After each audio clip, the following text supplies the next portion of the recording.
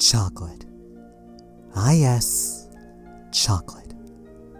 If memory serves me right, nothing is more sweet, sticky, or ethereal than the rich, sumptuous taste of, well, you know. It comes from a pod, you know, and in that pod are a bunch of beans. Beans that when flicked can result in some truly pleasurable stuff. It can be used in all kinds of different things, used to ruin a variety of different lives, and most importantly, it can be used to murder 2 people in cold blood.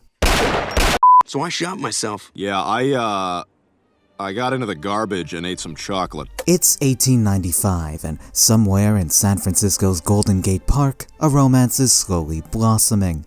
This is John P. Dunning, and this is Cordelia Botkin.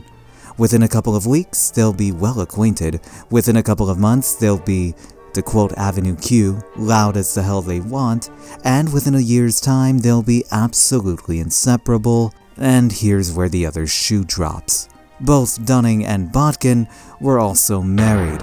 Botkin was married to a husband named Welcome, and Dunning was married to a woman named Mary Elizabeth Pennington, who, after learning about this affair, heads off to Dover, Delaware to live in her father's home and to raise her and John's child.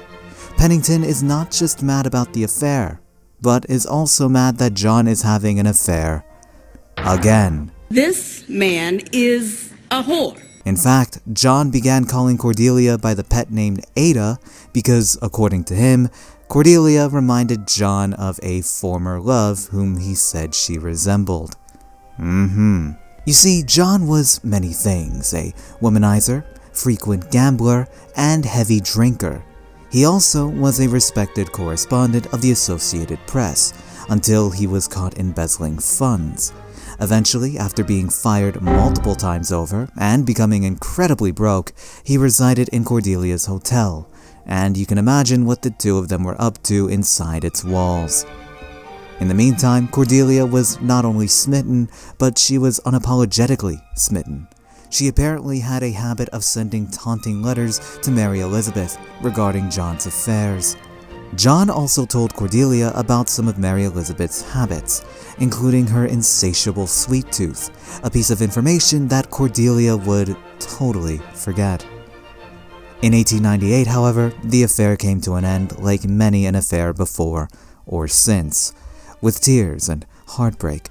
For John, the womanizing man-whore, this was another day in the office. For Cordelia, well...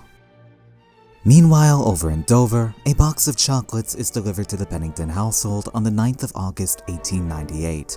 Later that evening, as Mary sits on the porch, she ponders over who might have possibly given her this gift.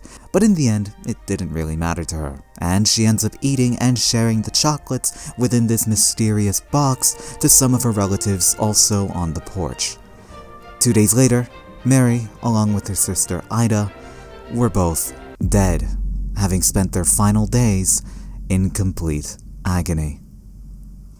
And now a brief intermission. People think that I eat too many chocolate bars or that I don't wash my face.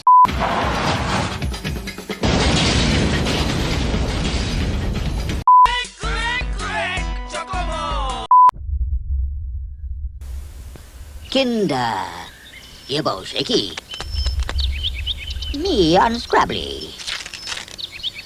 Choco doobie! Yodel yum and choco scrum with multi-pump dice! Anyways, what were we talking about?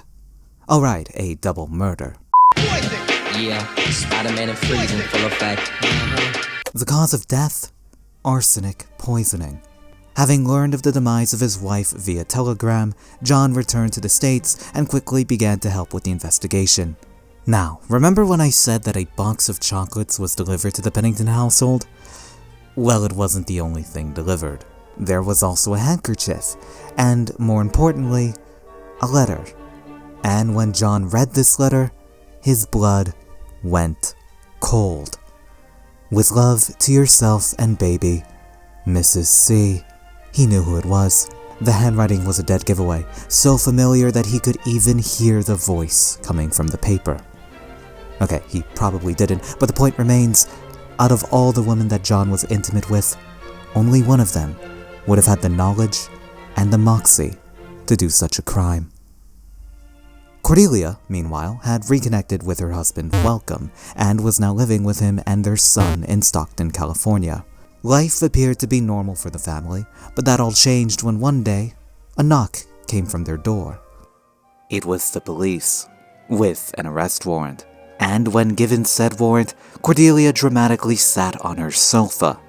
The chagrin is past, the horror is over, I have suffered all the humiliation. I am ready. And ready she was, because not only did she bring a bunch of clothes for her jail stay, but she subsequently became a rather popular figure. She would frequently bring and entertain guests in her cell, and she'd also give favors to several guards in exchange for a more lavish jail stay, which included leaving her cell and thus the jail grounds to enjoy various little shopping sprees. Meanwhile, investigators and prosecutors were having a much more complicated time, because they had a case, and they had evidence.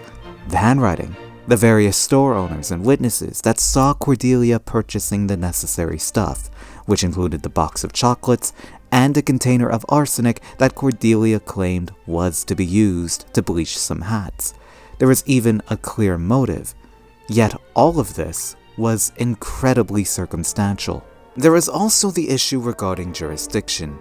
You see, because the deaths occurred on Delaware soil, Delaware authorities argued that the trial should be done back east, but Botkin's lawyers countered by saying that it should take place in California, given that Botkin never left California. And they got their wish. The trial was scheduled to take place in San Francisco, and on December 9th, 1898, the trial began. Cordelia was her usual self, smug and confident, with a predilection for smiling, and to be fair, with the lack of concrete evidence, this behavior was quite unsurprising. But that all changed when another search of her apartment revealed the smoking gun, the seal of the chocolate box. Cordelia was screwed. And so was John, because when he was inevitably brought in to testify, all of his affairs were eventually exposed, and since John refused to mention the names of the other women that he had been intimate with, he was charged with contempt and thrown in jail. In the end, Cordelia was sentenced to life for the murders of Mary and Ida. Yet even prison didn't stop Cordelia from not giving a damn, because in 1908, Cordelia was spotted completely unguarded, roaming around outside the prison after doing some, shopping with the prison guards. Meanwhile, Dunning, having lost his wife, his reputation, and his job, died sometime in 1908 as a penniless drunk. And 2 years later, Cordelia followed suit, dying due to softening of the brain due to melancholy. So in the end, chocolate does taste sweet. Sweet as sin, perhaps, but sometimes that sin can also taste like the pure, jealous hatred of a woman scorned. Or, at least in this case, completely and utterly tasteless. In any event, I think the true lesson of this story is rather simple. No matter how sweet the chocolate may be, don't stick your dick in crazy! But she's so hot! Don't stick your dick in crazy! She's so hot though! But don't stick your dick in crazy! It's blood. Right, father.